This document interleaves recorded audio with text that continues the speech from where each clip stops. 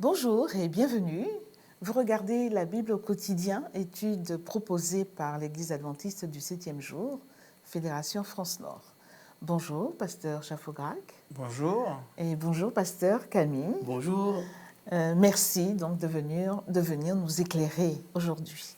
Nous aborderons la 6e étude de ce trimestre, Image d'unité. Mais pour cela, nous allons prier d'abord avec le pasteur Camille. Prions. Quelle joie, Seigneur, de sonder les Écritures et de toujours redécouvrir, approfondir et nous repaître de ton amour, de ta beauté éternelle. Que cet échange puisse être fructueux, Seigneur, et apporter là où il sera entendu, au nom de Jésus. Amen. Amen. Amen. La Bible renferme beaucoup d'images, des métaphores, pour parfaire l'enseignement qu'elle contient sur l'unité. Pour cette étude, nous nous pencherons sur quelques-unes de ces images et sur ce qu'elles révèlent de l'unité. Alors nous prendrons l'image du peuple de Dieu, l'image du temple de Dieu et l'image du corps du Christ. Tout d'abord, le peuple de Dieu. J'ai deux passages à vous proposer, je vais les lire et ensuite je vais vous poser les questions correspondantes. Lévitique 26, verset 12, c'est Dieu qui parle. « Je marcherai au milieu de vous, je serai votre Dieu et vous serez mon peuple. » 1 Pierre 2, au verset 9, « Vous, au contraire, vous êtes un peuple choisi, des prêtres royaux, une nation sainte, un peuple racheté, afin de proclamer les louanges de celui qui vous a appelé des ténèbres à sa merveilleuse lumière. » En quoi est-ce que la notion de peuple de Dieu explique l'unité ? Ah oui. C'est une question qui peut être très politique, puisque la notion de peuple a été un enjeu dans la Constitution française, dans l'élaboration des lois qui régissent le monde juridique international, puisque les peuples peuvent déterminer librement leur destin. Mais qu'est-ce qu'un peuple ? À quel moment un groupe d'individus peut-il être considéré comme un peuple ? Et là, la question peut être très compliquée, mais je vais essayer donc juste de donner quelques éléments qui peuvent nous aider à comprendre comment on définit généralement un peuple, ou comment un peuple pourrait se définir. Un peuple est défini souvent déjà par rapport à une histoire commune. Un groupe a une histoire commune, ils ont vécu des choses en commun. Un peuple se définit aussi, très souvent, c'est l'un des éléments critiques, par une langue commune. Et là, je ne donne pas une définition politique des choses, bien sûr. Une langue commune. Souvent, un peuple se définit également par des habitudes communes, par des traditions communes, par une religion commune. Et tous ces critères-là font que certains réclament le fait d'être un peuple et d'avoir accès à une certaine autonomie, à décider librement de leur destin. Au niveau donc de l'Ancien Testament, quand Dieu dit qu'il veut se constituer un peuple, on va voir que ce peuple a une histoire commune. Il va appeler un homme à partir duquel surgira une descendance qui deviendra un peuple. Oui. Je ne parlerai pas de la notion de race ici, qui n'est plus une notion adéquate pour définir les individus de nos jours. Néanmoins, les critères morphologiques, linguistiques, liés aux habitudes socioculturelles font qu'on s'identifie à un groupe et à un groupe particulier. Et la spécificité du peuple juif, notamment tel qu'on le voit dans l'Ancien Testament, c'est qu'il s'identifie à un peuple particulier choisi par Dieu parce qu'ayant reçu de Dieu une mission particulière. Donc le peuple de Dieu se définit par la mission que Dieu lui a assignée. C'est un premier niveau. Voilà, parce qu'on a dit peuple de Dieu, mais après, si on dit de Dieu, le fait de dire de Dieu, c'est-à-dire que ce n'est pas juste un peuple qui se définit par sa civilisation, son histoire, sa langue, sa culture, ses habitudes, ses traditions. Le fait de mettre de Dieu veut dire que l'on va dépasser ce premier niveau, qu'on va dépasser ses caractéristiques et qu'on va maintenant définir la notion de peuple autrement. D'accord. On va le définir dans la relation à Dieu, non plus dans la relation à la tradition, à la culture, à la langue et aux habitudes d'un groupe donné. C'est-à-dire qu'on va définir, lorsqu'on dit de Dieu, on a une relation de détermination. va définir et déterminer un peuple, non plus selon les critères humains habituels, mais selon des critères qui vont outrepasser et aller bien au-delà des caractéristiques morphologiques, linguistiques, politiques, historiques et autres. D'ailleurs, Dieu... Excuse-moi. Pour aller dans ce sens-là, ce premier plan de l'analyse, il est fondamental. Parce que s'il n'y a pas de rite commun, s'il n'y a pas de foi commune, s'il n'y a pas de langue commune, de culture commune, effectivement, il n'y a pas de peuple. Pour autant, avoir toutes ces caractéristiques-là ne garantit absolument pas le fait d'appartenir au peuple de Dieu. Comme Dieu le dira par ses prophètes, « Ce peuple m'honore de la langue, mais son cœur est loin de moi. » Bien, Jésus le dira également pour le peuple qui se constitue. « Seigneur, n'avons-nous pas fait des miracles en ton nom? N'avons-vous pas chassé des démons, etc. » Et Jésus répondra, « Éloignez-vous de moi, vous qui commettez l'iniquité. » Ce qui montre bien que cette loi que Dieu donne, cette mission qu'il confie, elles ont un double objectif. Un objectif externe, porter la connaissance du véritable Dieu au monde entier, mais surtout convertir le portant. Parce qu'on peut très bien porter à l'image du prophète Jonas un message qui est finalement un message de repentance, d'amour et de compassion et de pardon, mais ne pas l'avoir intégré, accepté, digéré, assimilé, métabolisé, fait partie de soi, pour utiliser plusieurs images. Cela montre bien que la notion de reste qui est employée parfois dans la Bible montre que Dieu a un peuple dans son peuple, si j'ose dire. Mais la préoccupation de ce reste dans la Bible n'est jamais d'avoir le statut de reste, ou n'est jamais le fait d'avoir le statut de peuple de Dieu. Ce reste, il se soucie beaucoup des autres. Ce reste, il est à l'image de Jésus qui va annoncer une bonne nouvelle aux prisonniers, libérer les prisonniers, une bonne nouvelle aux malheureux. Vous savez ce passage qui est ici du prophète qu'on retrouve dans Luc au chapitre 4. Et d'ailleurs, ce sera l'objet d'un grand débat qui existe encore de nos jours. Pourquoi? Parce que Jésus a bien dit, de ces pierres, je peux susciter des descendants d'Abraham. Autrement dit, la dimension socio-culturelle, civilisationnelle ne suffit pas à définir le peuple de Dieu. Et le texte qui a été lu dans cette épître de Pierre donne des critères nouveaux, différents pour définir le peuple de Dieu. Il est dit ici, et je relis donc 1 Pierre au chapitre 2, verset 9, au contraire, donc il y a une opposition entre la notion habituelle de peuple et le groupe de chrétiens auquel Pierre s'adresse. Maintenant, vous devenez donc un peuple particulier. Et ce peuple particulier s'est défini par quoi? Par le fait qu'ils sont une race de prêtres. Ils accèdent à la prêtrise. La prêtrise dans le sens où nous sommes tous appelés à être au service de Dieu dans une relation d'intercession pour ceux qui nous entourent. Donc, en tant que disciples, nous sommes appelés à prier et à avoir une action spirituelle pour ceux qui nous entourent. Une nation, mais qui est une nation sainte.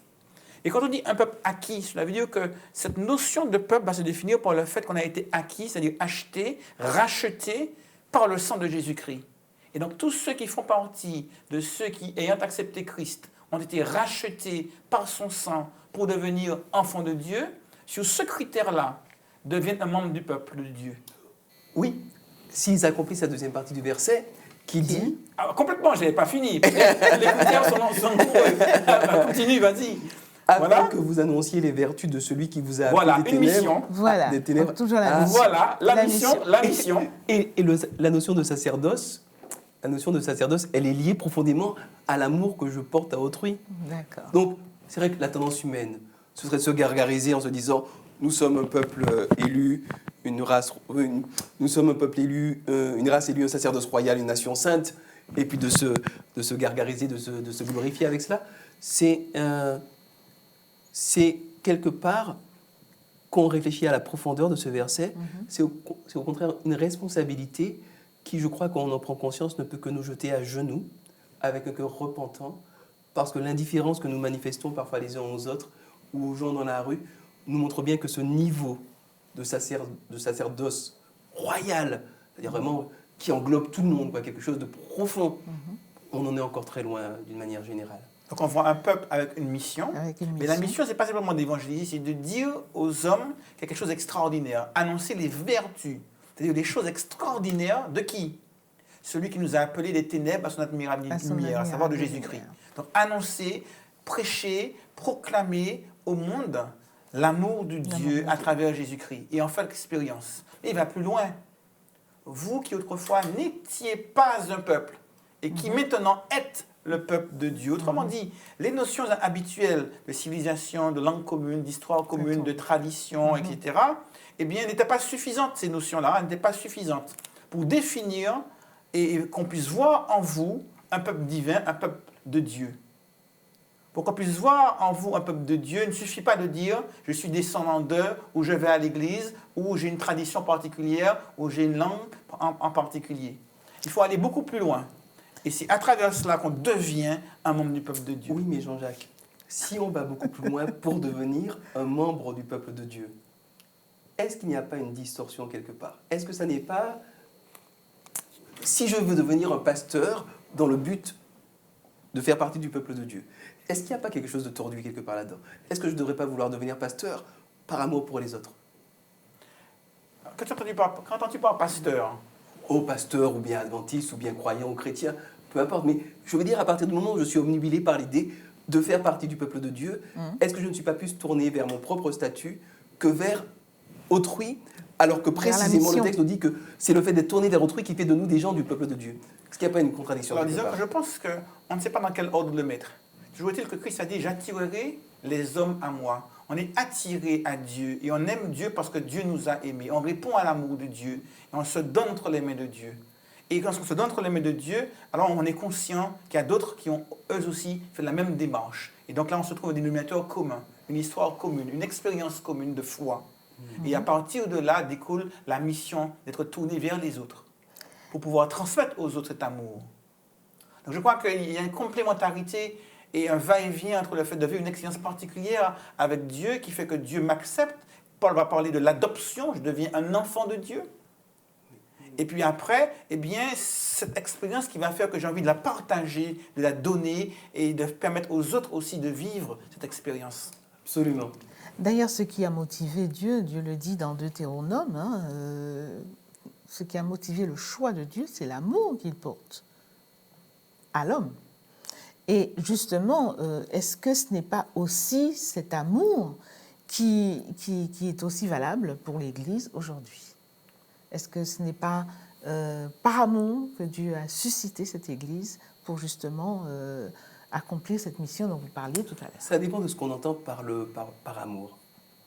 Si on entend que Dieu a regardé les êtres humains, qu'il a fait une petite sélection des plus beaux, des plus intelligents, c'est peut-être pas complètement faux. C'est pas ce qu'il dit, c'est pas ce que tu dis. Non, il dit, je ne vous ai pas choisi parce que vous étiez les plus grands, mais je vous ai choisi parce que vous étiez le moindre les plus petits, les plus faibles, les moins bons quelque part. Et c'est par sa force que nous sommes qualifiés. Donc, Dieu ne nous choisit pas par préférence, par acception de personnes, selon l'expression biblique, mais il nous choisit en vue d'eux. En fait, c'est là toute la tension, je crois, qui réside entre le fait d'avoir un titre, de se donner une étiquette, un intitulé, chrétien, peuple de Dieu, Église, et tout ce que ça implique en termes de mission, en termes de dynamique, en termes de mentalité, en termes de gestion de ses propres émotions, en fait, en termes de transformation intérieure. Il y a toute une réalité que cela implique, et bien souvent, c'est plus simple de se contenter du titre, puis de se gargariser avec. Nous sommes le peuple de Dieu, nous avons la vérité, nous sommes l'Église du reste. Et puis, en fait, quand j'ai un conflit avec mon voisin, ma femme ou mon patron, tout ce que ça implique a disparu dans la nature. Donc, ça a été un piège de tout temps de se contenter des intitulés, mais de ne pas aller en profondeur dans la réalité que ces intitulés impliquent. À chaque fois qu'il y a un appel dans la Bible, à chaque fois que Dieu donne un titre, il y a une mission qui va avec. Et s'il donne le titre, c'est qu'il y a une mission. Si on m'élit président de la République française, que je passe ma journée à jouer au golf, je me suis contenté du titre, mais je ne fais pas le job. Et donc je ne suis pas le président de la République française. Je suis autre chose, un usurpateur, un bouffon. Merci pour cette partie, donc première partie. Maintenant, nous allons voir le temple de Dieu. Dans 1 Corinthiens 3, versets 16 et 17, C'est l'apôtre Paul qui déclare « Ne saviez-vous pas que vous êtes le temple de Dieu et que l'Esprit de Dieu habite en vous ? Si quelqu'un détruit le temple de Dieu, Dieu le détruira, car le temple de Dieu est saint et c'est ce que vous êtes. » Alors ma question, qu'est-ce que ça veut dire être le temple de Dieu? Est-ce que ça s'adresse à la personne individuellement ou est-ce que ça s'adresse à un groupe de personnes? C'est vrai qu'il faut revenir à la notion de temple à l'époque où Paul écrit cette épître aux Corinthiens. À Corinthe, il y avait plusieurs temples, dont un temple majestueux dont on peut encore voir des ruines sur l'Acro-Corinthe. Et c'est vrai que aller au temple, c'était aller dans ce lieu où les divinités païennes étaient censées avoir une représentation physique réelle à travers les idoles, les sculptures, etc. Et le temple était la demeure de ces divinités, littéralement parlant, dans le sens où il y avait une représentation de la divinité physique qu'on pouvait voir, toucher. Et donc, lorsqu'on parle de temple, on va parler du lieu où Dieu manifeste sa présence. Et on le voit également dans le temple juif à Jérusalem, parce qu'il y avait le lieu très saint où Dieu était censé pouvoir manifester sa présence à travers la Shekinah au-dessus de l'arche de l'Alliance. Donc c'est avec tout ceci à l'esprit que Paul va écrire « Vous êtes le temple de Dieu ». Et c'est très fort. Cela veut dire que Paul nous signifie à travers ces paroles que nous sommes censés être. Et j'ai presque envie de lui donner une dimension physique, mais elle est surtout psychique, elle est psychologique, elle est spirituelle. Cette notion de la présence de Dieu, j'ai envie de dire, au-dedans de nous, à l'intérieur de ce que nous sommes, dans nos pensées, dans nos désirs, dans nos aspirations, dans nos passions, dans nos valeurs, dans ce qui nous attire, qui nous fait plaisir. Je crois qu'il veut exprimer ce renouvellement qui doit venir de l'intérieur même de l'être humain. Je ne peux pas, avec mes pensées, mon corps est capable de générer du péché. Il est capable de générer des mauvaises pensées, des désirs malsains. Parce que nous sommes capables de générer du péché, nés dans le péché. Et Paul dit maintenant que Dieu peut travailler non pas simplement sous la forme extérieure, mais même au plus profond de l'être humain pour transformer ce gène humain et en faire un gène divin. Et rendre ce corps capable de générer de bonnes pensées, de bons désirs, des choses saines. Et ça, c'est un vrai miracle de Dieu. C'est pour moi une des plus belles choses, une belle promesse que Dieu fait à l'homme. Ce désir de mêler sa divinité à notre humanité, sa perfection à notre imperfection, sa force à notre faiblesse, pour pouvoir nous permettre de l'intérieur de générer des choses dignes de la repentance. Ça, c'est absolument extraordinaire. Parce que ce que ça dit, c'est que si notre religion est théocentrée, centrée sur Dieu, si elle est christocentrée, centrée sur Christ, la religion de Dieu, elle est anthropocentrée. Autrement dit, ce qui a compté le plus pour Dieu, ce n'est pas ses rites, ce n'est pas sa propre personne, ça a été de nous sauver, nous. À tel point qu'il a donné sa propre vie, quelque part, en échange, j'emploie mes mots un peu malheureux, un peu misérables, mais en échange de la nôtre. Il a tout donné pour nous. Et on se rend bien compte que quand il se tient à la porte de notre cœur et qu'il frappe, c'est qu'il veut vraiment effectivement venir mêler sa vie à la nôtre et qu'il nous tient en très, très, très haute estime. Pour moi, évidemment, c'est complètement incompréhensible, si ce n'est que j'ai goûté un peu à l'amour de Dieu, comme chacun d'entre nous, un petit peu. Mais le peu que j'ai goûté était tellement énorme que, voilà, on est là aujourd'hui, on est heureux d'être au service. Mais je crois que c'est important, en particulier qu'on se traite, qu'on a des rapports les uns avec les autres, de se souvenir qu'au centre de la religion de Dieu, il y a l'homme. Non pas que Dieu adore l'homme, pas du tout, mais c'est vraiment ce qui va le préoccuper en premier chef. Son Fils unique, il le donne pour sauver l'être humain, parce qu'il veut passer l'éternité avec l'être humain. Souvent, on a séparé les choses spirituelles, des choses matérielles. Il y en a tout un mouvement de christianisme qui a conduit beaucoup de théologiens à distinguer les choses belles et spirituelles et puis les choses charnelles, matérielles. Et là, je crois que Dieu nous montre que cette frontière artificielle, il veut la briser, il veut la rompre. Il veut se mêler à nous. Et je crois que ça, c'est une expérience, c'est un miracle une expérience profonde à laquelle tous les hommes sont conviés. Accepter d'ouvrir cette porte symbolique pour laisser Dieu entrer et mêler sa Transformer. divinité à notre humanité. Et Satan se bat pour nous empêcher d'accéder à cela. Il se bat notamment en utilisant les armes de la religion, parce que par la religion, on va pouvoir créer des obstacles. Si tu n'as pas accompli tel rite, tu ne peux pas accéder à Dieu. Si tu n'as pas abandonné telle pratique, tu ne peux pas accéder à Dieu. Si tu n'as pas cru telle chose ou eu telle transformation, tu ne peux pas accéder à Dieu. Donc va d'abord, fais ceci, fais cela, et ensuite Dieu t'ouvrira la porte. Alors que c'est exactement le contraire.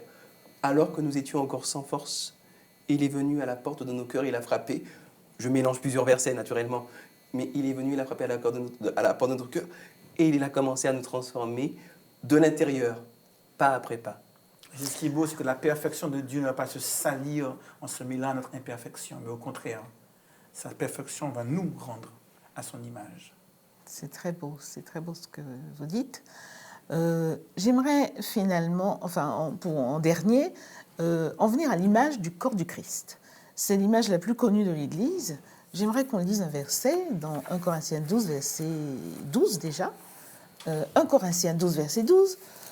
Le corps forme un tout, mais a pourtant plusieurs organes, et tous les organes du corps, malgré leur grand nombre, ne forment qu'un seul corps. Il en va de même pour Christ. Et au verset 27, l'apôtre reprend en disant « Vous êtes le corps de Christ et vous êtes ses membres, chacun pour sa part. » Donc le corps de Christ, composé de plusieurs membres, n'est-ce pas? Qu'est-ce qu'il faut en retenir? Est-ce que ce n'est pas un grand défi d'avoir cette vision aujourd'hui? Est-ce que c'est possible? C'est une vision c'est une image qui est accessible à tout le monde. Parce que tous nous avons des membres, des organes, des yeux, oreilles, etc. Et nous sommes capables de comprendre comment cela fonctionne. Il m'est arrivé une fois d'avoir mal à ce poignet. Il était en plâtre et automatiquement, l'autre main a dû apprendre à faire des choses que faisait ma main gauche. Et je ne me suis pas posé de question.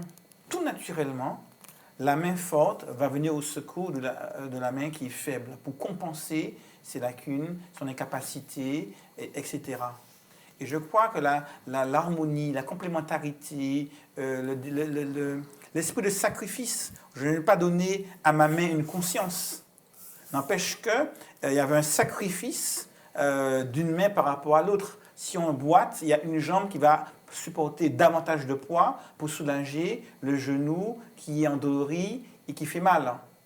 Et c'est très naturel. Et je crois que c'est un idéal. Le fonctionnement du corps est un idéal pour montrer un petit peu ce qui pourrait se passer au sein d'un groupe lorsqu'il y a un esprit de complémentarité, un esprit de sacrifice, un esprit de compensation naturelle lorsqu'il y a une faiblesse ici ou là, un esprit d'abnégation pour que l'ensemble puisse marcher de manière synchronisée. Pour courir un 100 mètres, je veux dire que il n'y a pas que les jambes du Usain Bolt à bouger. Il apprend comment mettre ses mains, dans quelle posture mettre ses mains pour que son équilibre puisse rester intact à chaque mouvement des jambes. Tous les muscles du corps doivent réagir pour permettre au corps d'avancer le plus vite possible. Et jusqu'à la pointe de ses cheveux, la moindre partie de son corps est portée vers l'objectif commun qui est d'aller vite. Je crois que si un groupe agit ainsi en osmose, je crois que rien ne peut l'arrêter. Ce sera l'idéal. Et je crois que nous en sommes bien loin dans la plupart des groupes, mais ça reste une illustration parlante pour chacun. Oui. Mais justement, compte tenu de toutes les communautés, les groupes, les idéologies et toutes les églises qui existent, comment arriver à cette unité, à cet idéal? Est-ce qu'il faut vraiment chercher à y arriver? Alors ça, c'est la question que je me pose. Parce que ce qui vient d'être évoqué par le pasteur Jean-Jacques Chafegrac, c'est finalement l'intelligence collective qui est le fruit d'une synergie de toutes les intelligences individuelles. Comme dans une fourmilière. Quand on regarde une fourmilière, c'est super bien organisé. On a vraiment le sentiment qu'il y a un cerveau central qui gère toute l'activité. La fourmilière est thermorégulée. Enfin, tout fonctionne comme sur des roulettes. C'est vraiment bien pensé. Si on prend une fourmi individuelle, elle est incapable de réaliser cela. C'est vraiment l'intelligence collective. Peut-être que si chacune des fourmis que nous sommes prend soin des autres, fait son travail avec abnégation, avec amour, avec humilité. Cherche à donner... Il y a un mot anglais qu'on a du mal à traduire en français, c'est le mot empower. Ça veut dire, quelque part, donner de la force à autrui pour qu'il puisse réaliser des choses. Peut-être. Voilà, impulser, rassurer, donner de la force, renforcer, conforter, on pourrait mettre beaucoup de mots derrière cela, mais c'est donner de la puissance quelque part aux gens pour qu'ils puissent réaliser des tâches. Cette intelligence collective, finalement, c'est Dieu qui va la mettre en place.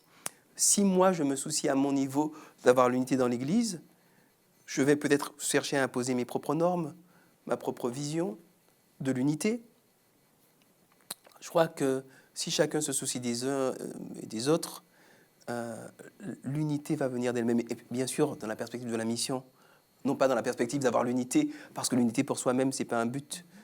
Il y a une mission, il y a des âmes à sauver, il y a des gens qui sont perdus, il y a des gens qui souffrent et qui ont besoin de trouver Jésus-Christ. Avec cette vision-là, je crois que l'unité vient. Écoutez, ce n'est pas compliqué.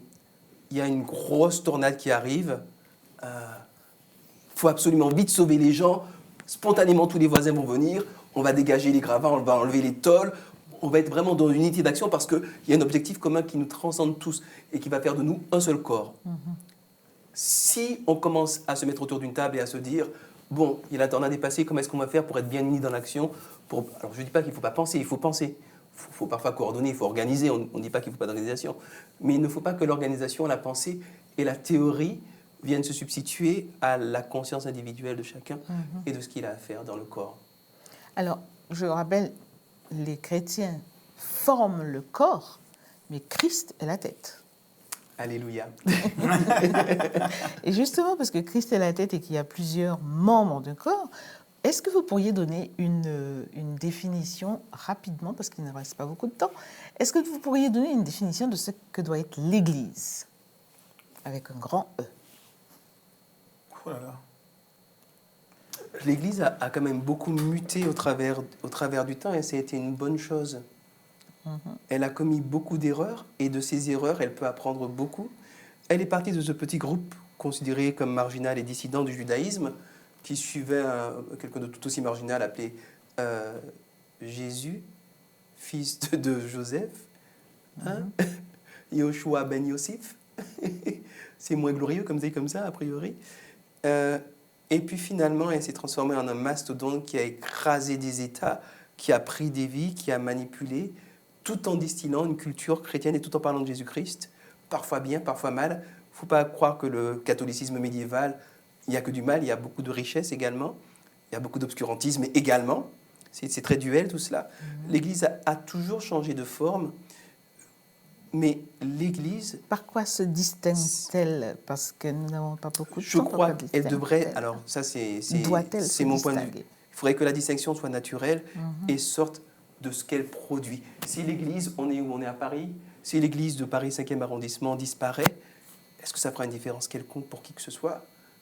Ou est-ce que, par les paquets de nourriture qu'on a amenés aux pauvres, par les actions socio-culturelles qui ont été proposées, est-ce que nous avons apporté un plus à notre environnement?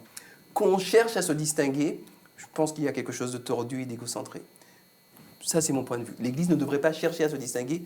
C'est la tête qui, conduisant l'Église, va amener cette distinction, mais sans qu'on soit glorifié ni quoi que ce soit, parce que l'objectif, ce n'est pas l'Église, l'objectif, c'est ceux qui ont besoin de connaître Jésus-Christ. En tout cas, je retiens que Jésus, qui est la tête de l'Église, l'aime et veille sur elle et prend soin d'elle.